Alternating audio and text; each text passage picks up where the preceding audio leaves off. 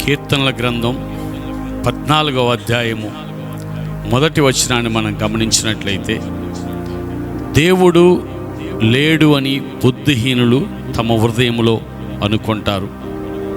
వారు చెడిపోయిన వారని, అసహ్య క్రియలు చేయవారని, మేలు చేసేవాడు ఒక్కడునూ లేడని వాక్య భాగములో మనం చదువుతూ ఉంటాం. ప్రియులారా, దేవుడున్నాడు.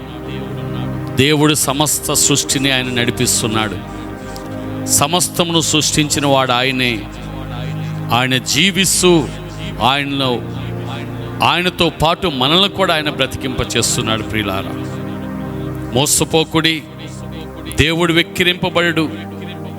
మనుష్యుడు ఏమి విత్తునో ఆ పంటనే కోయునని గలతీ 6:7 మనం చదువుతూ ఉంటాం. ప్రియులారా, దేవుడు లేడని మోసపోవద్దు.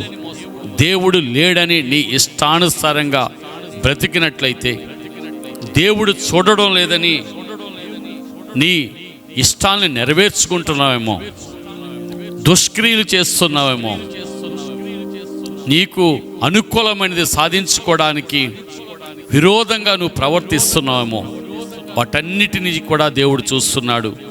తగిన ఒక సమయంలో నువ్వు దేవుని దగ్గర నిలబడవలసి ఉంటుంది. ఆయన న్యాయముగా తీర్పు తీర్చే దేవుడు.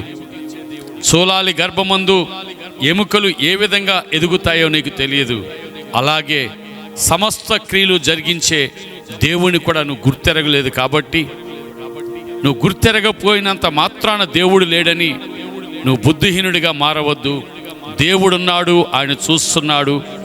ఆయన న్యాయపు తీర్పు తీర్చే దేవుడు.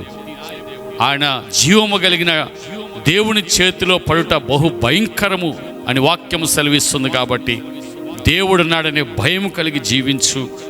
తద్వారా పాతాళం నుంచి తప్పించబడతావు.